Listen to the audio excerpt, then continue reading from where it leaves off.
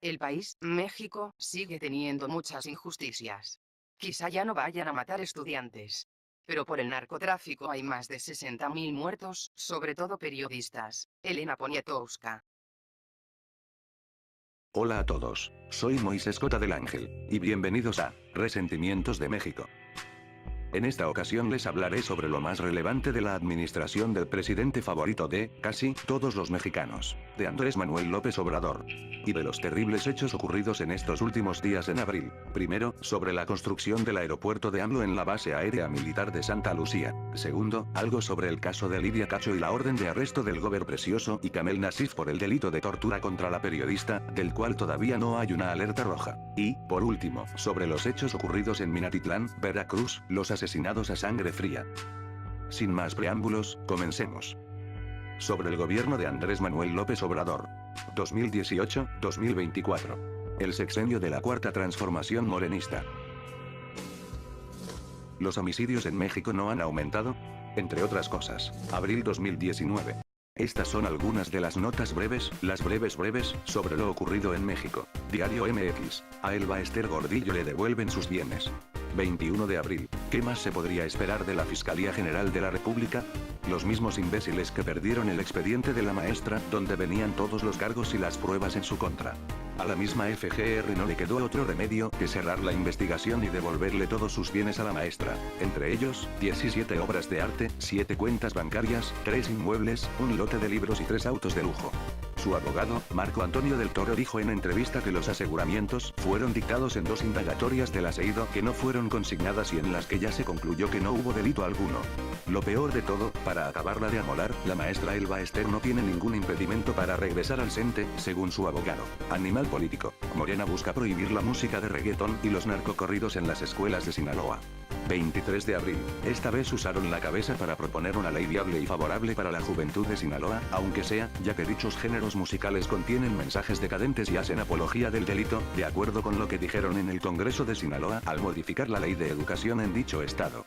Cierta reforma busca promover el patrimonio cultural del estado por medio de espectáculos musicales, danza y desfiles culturales y deportivos, festivales con folclore sinaloense en lugar de bailes y cantos que denigren a niños y adolescentes por su alto contenido erótico, sexual, de odio, discriminación, etc. El mañana de Tamaulipas. Si se pudo con el huachicol, vamos a poder con todo. Dijo AMLO en la mañanera del 23 de abril. El presidente Andrés Manuel aseguró que hay muy buenos resultados en los 3 meses que van de su gobierno, relacionados con el combate al robo de hidrocarburos en México. Después afirmó que se va a poder con todo. Esto lo dice en compañía del titular de Pemex Octavio Oropesa, que dio a conocer los avances en el combate al huachicoleo. Vamos bien, estamos bien y de buenas, dijo el mismo presidente para desmentir a sus adversarios de la prensa fifí. Una cosa es el poder y otra muy diferente es el querer. Bien dicen por ahí que el querer es poder, pero en algunas circunstancias no siempre con el querer se va a poder, más si el poder con el querer. Porque algunos no poseemos el poder para realizar lo que está en nuestro querer, pero otros tienen el poder más no el querer, especialmente en ciertos casos. Pero por otro lado, ¿qué nos garantiza el presidente que podrá con todo si su única victoria, por así decirlo, fue el recuperar millones de pesos de combustible robado? ¿Y qué garantía hay de que podrá con todo lo cumplido en su campaña? Por ejemplo, el de reducir la violencia, la delincuencia organizada, así como el número de homicidios, porque hasta ahora estos 3 meses han sido los más violentos en su sexenio. El Financiero. Donald Trump envía soldados a la frontera con México por incidente con militares mexicanos. 24 de abril. Cierto mandatario señaló que el incidente entre soldados de Estados Unidos y México pudo ser una táctica de distracción para contrabandistas de drogas en la frontera.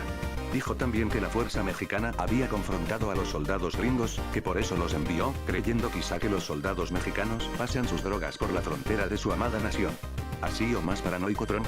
Además, continúa con la amenaza de cerrar la frontera debido a la caravana migrante en busca de asilo, o bien la de mandar a sus tropas para detenerlos. Pero según dio a conocer el Instituto Nacional de Migración, INM, encabezado por Donatiu Guillén, México repatrió a 15.000 migrantes en el último mes, sobre todo en medio de fuertes presiones del mandatario estadounidense. Vanguardia MX. Si no se apuran con la ley de austeridad, habrá memorándum. Advierte AMLO. 25 de abril, el presidente López Obrador lanzó este ultimátum al Congreso con el fin de ajustar los gastos del gobierno federal. Obviamente amenaza con lanzar otro memorándum para presionarlos, aún después del de cancelar la reforma educativa que faltó a la Constitución y a los derechos humanos.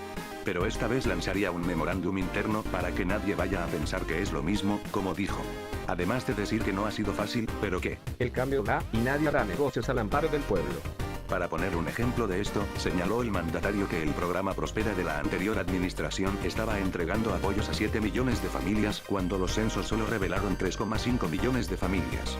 Es decir, que se ha estado haciendo negocios con los apoyos familiares y que, por eso, estas no llegaban a las familias. Aún se espera que esta ley contemple que nadie gane más que el presidente, pero el Poder Judicial y otros aún ganan más que el Ejecutivo, y que todos en la población, por mucho, que no haya pensión para expresidentes, pero sí protección militar como en los casos de Fox y Calderón. Que no se use los vehículos del Estado para trasladarse a donde les venga en gana, pero tendrán autos blindados y dinero para comprarse hasta viajes en aviones privados. Que se limite el número de viajes al extranjero, sobre todo por el viaje de Jacob Polensky y Fernández Noroña para reunirse con el Partido Comunista en China el 25 de abril, y reducir las prestaciones y el dinero para publicidad oficial, pues el presidente es amigo del copresidente de Televisa y de otros empresarios de los medios oficiales y el ejército de chairos que lo protegen de sus críticos en YouTube y en las redes sociales.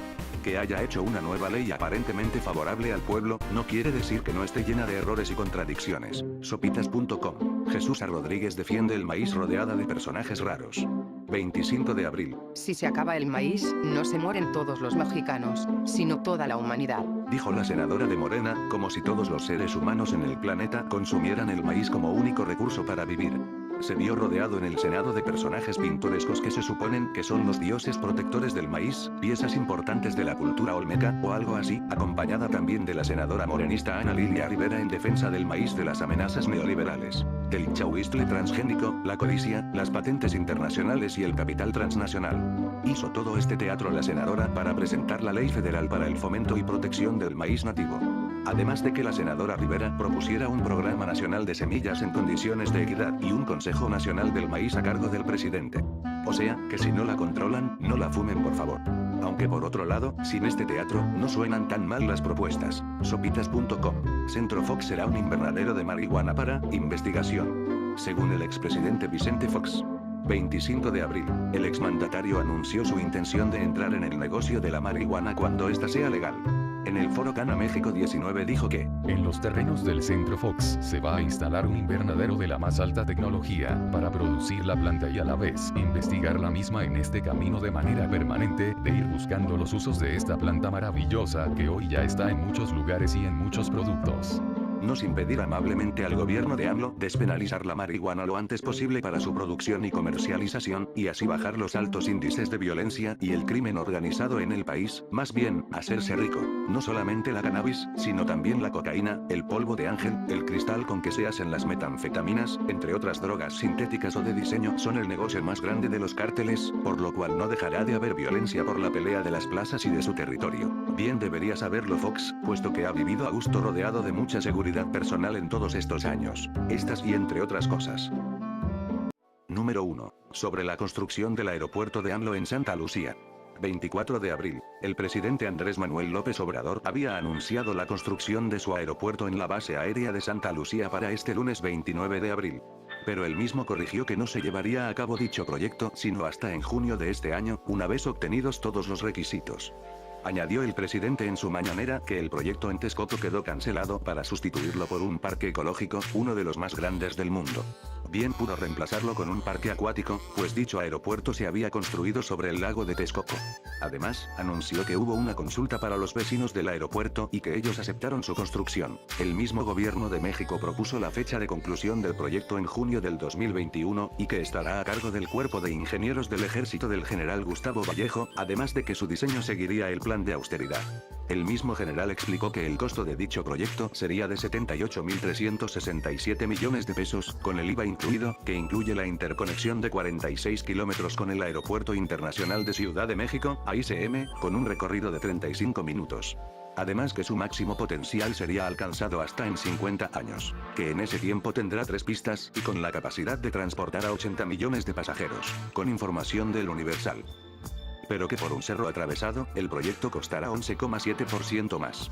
Por el Cerro de Paula, según se dio a conocer, se hizo el primer ajuste en el presupuesto de este proyecto que afectó a las pistas civiles y que aumentará a 78 millones de pesos, ya que dicho cerro alcanza una altura de 2.625 metros sobre el nivel del mar, y que se le añade 1.200 hectáreas más que tienen que comprar para la reubicación de las instalaciones militares, que por amortiguamiento acústico y de seguridad. Según lo dio a conocer la propia Sedena. Además que dicha pista sería de uso exclusivamente militar, que la fuente de los recursos de la nueva terminal vendrá mayormente de los recursos públicos en los siguientes 3 años de este sexenio, que la inversión del gobierno de México aumentará un 17,5% porque se estimaba llevar a cabo cierto proyecto con un monto de 3.463,6 millones de pesos, con información de sopitas.com. Pero el secretario de Comunicaciones y Transportes, Javier Jiménez Espriu, a su vez descartó el aumento en la construcción del aeropuerto en Santa Lucía a 78 millones, y que habrá una tercera pista para uso militar. Que el proyecto original había contemplado 2 pistas adicionales a la actual en Santa Lucía. Pero uno de los problemas detectados en la planeación para la ubicación de las pistas es precisamente el Cerro de Paula, que interfiere en la ubicación de la pista sur, según lo detalla Sedena basándose en la manifestación del impacto ambiental del proyecto. En la ubicación de las pistas se había contemplado, en un primer anteproyecto, que la pista actual, que es la militar, se conservara así y correr hacia la derecha las otras 2, pero ya se vio que, efectivamente, para las pistas civiles es más conveniente correrlas hacia donde está la militar, comentó Jiménez Espriu, durante la Feria Aeroespacial de Santa Lucía, además de que se estará cambiando la organización de las pistas, y que esto se define con aeropuertos en París. Además, añadió que el empresario José María Riobó, que solo sería la defensa del proyecto, no el que esté a cargo del mismo.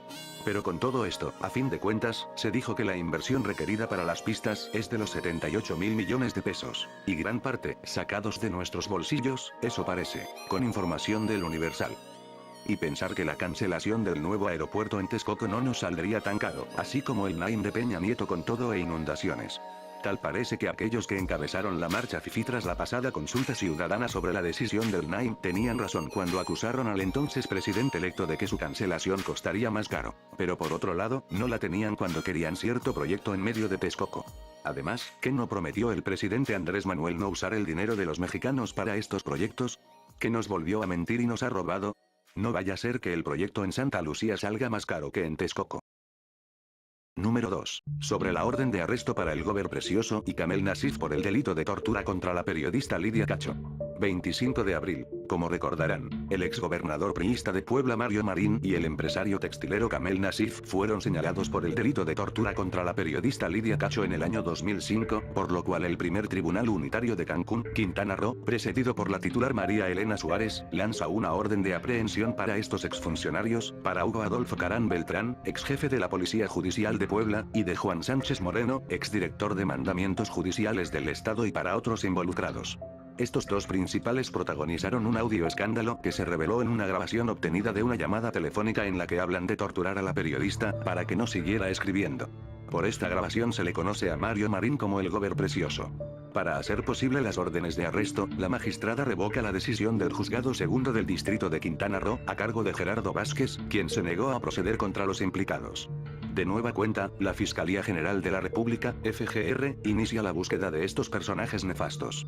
De acuerdo con la nueva jurisprudencia de la 4T, por tratarse de un delito grave no podrán suspender la orden contra ellos con un amparo ni contar con un derecho a la libertad provisional. La periodista Lidia Cacho fue detenida de forma arbitraria por elementos de la policía de Puebla en 2006, por haber calumniado y difamado al empresario Kamel Nasif en su libro titulado Los demonios del Edén, en el que revela su red de pederastia. Y por este libro manda a los policías a torturarla en su traslado forzado a Puebla, valiéndole los derechos humanos, sobre todo en el auge de la impunidad. No por nada sugiere el Gober Precioso que se debe olvidar el caso de Lidia Cacho, solo porque le conviene. Este testimonio es avalado por la Organización de las Naciones Unidas, ONU, tanto que el Estado mexicano no hizo más que ofrecerle unas disculpas públicas en enero de este año, cuando ella estaba buscando justicia por estos largos 13 años, especialmente para las víctimas de abuso. Esta noticia vuelve a la circulación en una nueva difusión por Mario Alberto Mejía, columnista de Puebla. Pero el PRI de Puebla negó que el Gober Precioso sea responsable de dicho delito y alegó que esta noticia afecta a Alberto Jiménez Merino, candidato por la gubernatura de Puebla, quien contiende contra el morenista Miguel Barbosa, que se postula otra vez. Con información de ADN Político y Notimex. Mientras que el PRI poblano y su candidato están más preocupados por su candidatura, acusaron al columnista Mario Alberto Mejía de golpe politiquero, pero por otro lado, la misma Lidia Cacho acusa a las autoridades de la FGR de no publicar alerta roja de Interpol contra el Gober Precioso y contra Nasif, entre otros involucrados, este 26 de abril. Hasta ahora se les ha acusado de dejar ir a dichos personajes, quienes aún evaden dichos cargos en su contra. Tras lanzar la acusación, la autora de Los demonios del Edén lanza también un tuit. Así voy yo a los tribunales hoy. Por las amenazas de muerte de los tratantes de personas. Me seguiré cuidando, nada de martirio. Lo que toca es exigir que la Fiscalía, la Segovi y la Interpol hagan su trabajo para detener a los criminales que investigamos. No más pornografía infantil. Interpol. La Policía Internacional con oficinas en México debió recibir la solicitud de notificación roja o alerta roja por posarse de la FGR de México en el caso de Mario Marín, Kamel Nasif y otros. Ya pasaron 15 días de la orden de arresto. De acuerdo con los tweets, desde el 13 de abril no se ha publicado la alerta roja que debió ser difundida por la Fiscalía para poder proceder contra los pederastas, arrestarlos y extraditarlos a México donde quieran que estén. Hasta fue etiquetado el gobierno de México y la FGR para hacerle llegar los pocos avances en este caso. Con información de MBS Noticias. La periodista Lidia Cacho tendrá que esperar otros 13 años para que se haga justicia a su persona y a las víctimas de estos exfuncionarios cerdos. Con perdón de los animales. ¿Qué tanto tiempo puede quedar la gente sin justicia? Sobre todo los presos políticos que el presidente quedó en liberar y que hasta en nuestros días siguen en prisión. ¿Era necesario que policías de Puebla la torturaran camino a Puebla? Si de todos modos no iban a recibir su merecido, no al menos de parte de ninguna de nuestras autoridades que han permitido tantas cosas. Al menos quisiera pensar que las redes de pederastia y pornografía infantil han sido menos frecuentes en México de parte de personajes políticos como estos, a excepción de entre los sacerdotes dentro de las iglesias en los que se han dado casos terribles, así como en todo el mundo donde haya catolicismo. Dichos delitos quedarán impunes y los responsables absueltos. Al parecer la 4T de Morena no se pule en garantizarnos justicia, menos en estos casos. Número 3. Sobre lo ocurrido en Minatitlán, Veracruz. Los asesinados a sangre fría. Todo empieza en una fiesta privada en el municipio de Minatitlán en el Viernes Santo del 19 de abril, que se ve irrumpida por un grupo armado que abre fuego contra 13 personas, dejándolas sin vida, entre las víctimas un niño de 1 año de edad. Pero al morir más tarde la última víctima, suman en total 14 los asesinados. El ataque tuvo lugar en el restaurante Palapa La Potra a las 9 de la noche en la colonia obrera del municipio. En dicho lugar concurrieron alrededor de 50 personas para celebrar el cumpleaños 50 de una persona, bailando al ritmo de una canción local. Según los testimonios, mujeres presenciaron a 6 sujetos con armas de grueso calibre, estos les dijeron a los invitados que se tiraran al suelo donde terminaron asesinados. Dicho ataque duró alrededor de 20 minutos. Según los mismos testimonios, solo comenzaron a matar, no dijeron nada. Pero según la versión extraoficial de las autoridades veracruzanas, los agresores preguntaron por alguien llamado El Becky, un transexual dueño del bar La Potra, identificado por la policía como Julio César González Reina, principal blanco del ataque armado. Los porteros de la fiesta fueron ultimados a balazos por los sicarios con tal de pasar a la fiesta para asesinar al dueño del bar y a cualquier testigo. El gobierno mandó desplegar un operativo al ejército mexicano, a la Marina y a la Policía Estatal de Veracruz con el objetivo de dar con los responsables de la agresión, pero hasta la fecha no hay detenidos, ni los habrá, es probable. Sobre todo porque Veracruz ha sido uno de los estados que ha encabezado en las encuestas con más número de homicidios, luego de Tamaulipas como en el año pasado, luego de Jalisco y Guanajuato desde el gobierno de AMLO. Pero los estados como Guerrero, Michoacán, entre otros estados diezmados por la guerra contra el narcotráfico, más que por el narcotráfico, no se quedan atrás, así como Baja California Sur, que ha sido víctima de homicidios dolosos por la pelea de la plaza en Los Cabos donde reina un cártel hasta ahora. Pero Veracruz ha encabezado las encuestas por el delito de secuestro. El alcalde de Minatitlán, Nicolás Reyes Álvarez, dijo aprovechar la visita del presidente Andrés Manuel para solicitarle más seguridad para el municipio, así como la presencia de la nueva Guardia Nacional que contará con fuerzas federales, aunque el mando fuera militar. Pero el director de Seguridad Pública de la localidad, Manuel Guzmán Susunaga, le sacó la vuelta a las preguntas de los reporteros respecto al caso al rehusarse a responderlas. Por otro lado, el gobernador de Veracruz aseguró que este crimen no quedará impune, así como todos los gobernadores en estos casos en donde las cosas se ponen mucho peor. Por lo que se sabe por las áreas de inteligencia de la SEMAR y el ejército mexicano, el estado de Veracruz está siendo disputado por los cárteles de los Zetas, por el cártel de Jalisco Nueva Generación, CJNG, y por el cártel del Golfo, lo que explica toda la violencia y el crimen organizado en la entidad, incluyendo el robo de combustible. Por su parte, Cuitláhuac García Jiménez, quien llegó a ser gobernador de Veracruz en 2018, luego del judío Miguel Ángel Yunes, prometió que en 2 años bajaría la violencia, lo cual no ha cumplido. Pero al menos reconoció que hay miles de desaparecidos en la entidad, sobre todo los que terminaron en fosas clandestinas, de las cuales se han encontrado alrededor de 600 fosas, con 500 cuerpos, 560 cráneos y 54 fragmentos óseos difíciles de identificar. Con información del País, México. Señalan al cártel de Jalisco Nueva Generación, CJNG, como los presuntos agresores. 22 de abril. Mientras que el presidente culpa a la corrupción de anteriores administraciones por la violencia en Veracruz, se realiza el sepelio de las 14 víctimas de aquella fiesta en Minatitlán, sumando el número de homicidios que el presidente dijo que no han aumentado. Aunque por otro lado, el jefe del Ejecutivo calificó esta masacre como vil, tanto que inició una gira de trabajo en Veracruz, pues dijo también que las pasadas administraciones como las del judío panista Miguel Ángel Yunes y el gordo priista Javier Duarte le dejaron un cochinero en materia social y política. Además de ofrecer justicia a las víctimas de esta matanza, ¿pero qué tanto tiempo tardará la justicia en llegar a estos sobrevivientes? De acuerdo con los pocos avances en la investigación de este caso, se han identificado 2 de los 6 presuntos responsables de estos asesinatos. El Lagarto, uno de los líderes del cártel de Jalisco Nueva Generación, y el Pelón, su lugarteniente, quienes disputan con los Zetas la plaza en esta entidad. Quienes estaban buscando al Becky, el transexual que se refugió en aquella fiesta concurrida para confundirse entre los invitados y evitar ser extorsionada por sus sicarios. Esta persona recibía protección de los Zetas, según las fuentes de estos avances, pues otras fuentes como la del Diario de Colima afirman que ésta había traicionado a los Zetas con el cártel de Jalisco para el que él, o ella, lavaba dinero en explicación de su asesinato a mano de los Zetas, ordenado por su líder Sergio Enrique Calderón Quintanilla, el Cursi, sucesor de Hernán Martínez Zabaleta, el comandante H, autor intelectual del asesinato de una familia completa en la ciudad de Coatzacoalcos en junio del 2017. Entre otras versiones, el secretario de Seguridad Pública de Veracruz, Hugo Gutiérrez Maldonado, prometió dar con el paradero de los agresores, no sin ayuda de las fuerzas federales. Pero en la noche del sábado, mientras los deudos velaban a sus difuntos familiares, un hombre arrojó una piedra intimidando a los mismos con la idea de otro atentado, como si el dolor por el que estaban pasando no fuera suficiente. Con información del Sol de México. Han magnificado el drama, dice insensiblemente la senadora de Morena Gloria Sánchez el 24 de abril, causando indignación para los oyentes. Ante el escándalo de su declaración, cierta senadora tuvo que aclarar lo que dijo. Pues se trata del caso de las 14 víctimas de Minatitlán. Lamentablemente están magnificando el drama y favoreciendo una muy mal encaminada política de oposición, destructiva, que ellos en su momento no atendieron esa situación. Dijo la senadora ante los medios. ¿Acaso le preocupa más los golpes de la oposición en torno a este caso? ¿Que todavía los morenistas están en campaña? Ante estas palabras, el periodista de Veracruz Alejandro Aguirre lanza este tuit. Para la senadora de Morena por Veracruz, Gloria Sánchez, los medios magnificamos la tragedia ocurrida en Minatitlán. Asesinaron a 13 personas. ¿Verdad? Dieron muerte a un niño de 1 año de edad. Cierto. Hay hospitalizados graves. ¿Verdad? Disculpe por exagerar, senadora. Al parecer no le ha ocurrido ninguna tragedia a la familia de la senadora como para decir estas insensibles palabras. ¿Realmente cierta señora piensa que los medios exageraron esta terrible noticia?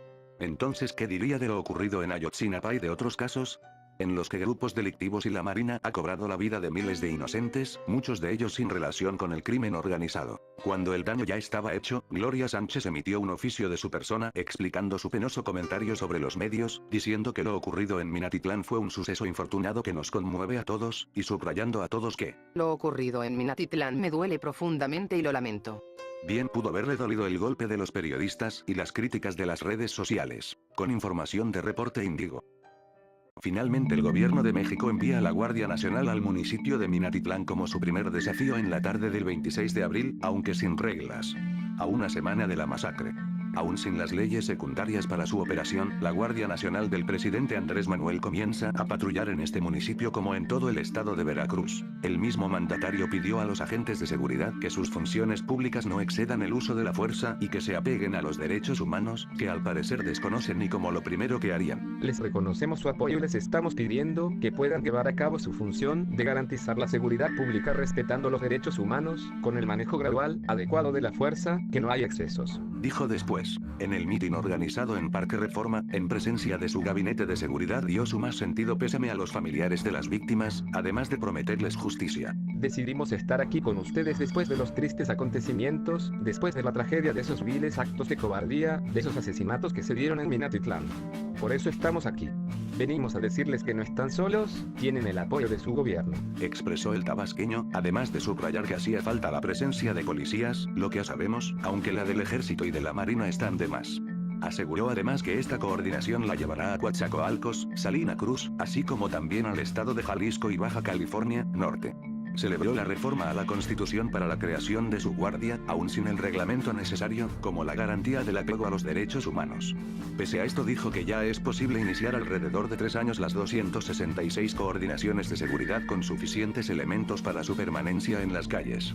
Ya decíamos nosotros que la militarización no dejaría las calles, algo demasiado bello para los que siempre vivimos en inseguridad a merced de la violencia y de la delincuencia. Pero el presidente López Obrador no fue muy bienvenido por los demás a Minatitlán. No son de la oposición o de la prensa fifí, sino personas con pancartas manifestándose por la violencia que siempre se vive en Veracruz.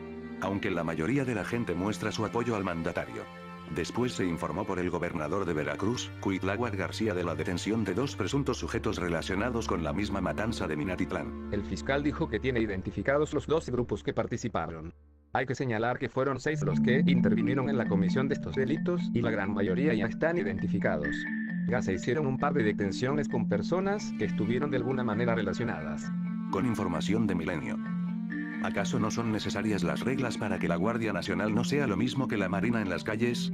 ¿Qué garantía hay entonces de que no volverá a ocurrir asesinatos dolosos y violaciones a los derechos humanos como en sexenios pasados?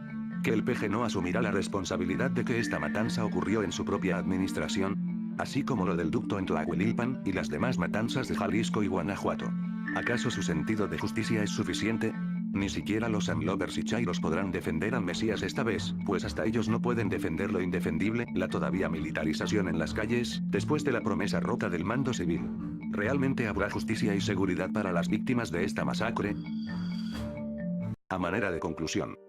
Si el número de homicidios no ha aumentado, como asegura el presidente, tratando de desmentir al periodista Jorge Ramos en la mañanera del 12 de abril, entonces, ¿cómo podrá explicar lo ocurrido en Minatitlán y en otras partes de México? Que la inseguridad bajará en 6 meses, aseguró en La Hora Nacional. Hasta ahora ha aumentado el número de homicidios alrededor de un 10% en el primer trimestre de este año, lo que equivale a un estimado número de 7.242 carpetas por homicidio, de acuerdo con los datos de la jornada. Si los homicidios y la delincuencia no han aumentado, señor presidente, entonces ¿por qué secuestraron y asesinaron al alcalde de Nahuatzin, David Otlica, del estado de Michoacán, este 23 de abril? Además asciende el número de feminicidios en el primer trimestre de este mismo año, un considerable 14%, lo que equivale a 227 mujeres asesinadas. No por nada el secretario de Seguridad Pública y Protección Ciudadana, Alfonso Durazo, contradijo al presidente en la mañanera, que es irresponsable asumir que en 6 meses cesará la violencia.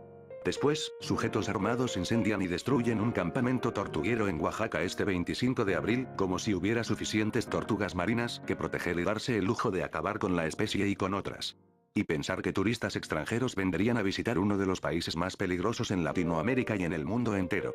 No cabe duda de que nada va a garantizar que haya seguridad durante el gobierno de la 4T, no vaya a ser que se transforme México por 4ª vez en el peor de los países posibles. O bien, no vayamos a terminar transformados en Venezuela. Artículo 19 pide protección para el director editorial del diario Reforma Juan E. Pardinas, por recibir amenazas de muerte este 26 de abril.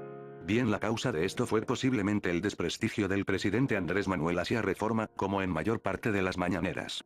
Pues está siendo víctima de hostigamiento y hasta amenazado a muerte, no por grupos del crimen organizado esta vez, sino por las redes sociales, la Guardia Pretoriana Virtual de AMLO, mismas que lograron el suicidio del vocalista de Botellita de Jerez, Armando Vega Gil, por una denuncia anónima en su contra de haber violado a una adolescente de 13 años. El presidente dirige sus ataques al diario Reforma, como siempre, pero esta vez por publicar en el diario la dirección de su domicilio, pero que esa dirección es pública, según dijo el presidente, de acuerdo con lo dicho por Pardinas.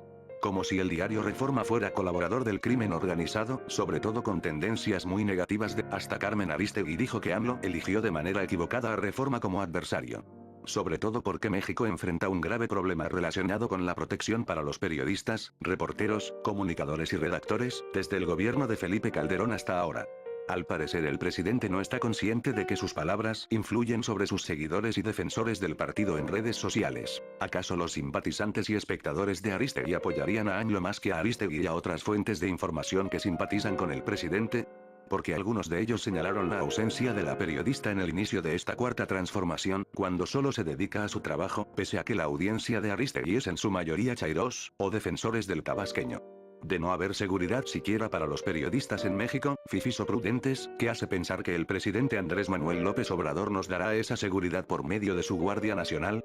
Sobre todo sin reglas ni interés en las leyes y en los derechos humanos. Sin más que decir, eso sería todo. Gracias por ver este video. Si te ha gustado, por favor, dale a like. Comparte y suscríbete a mi canal para ver más videos sobre la cuarta transformación. Es gratis y voluntario.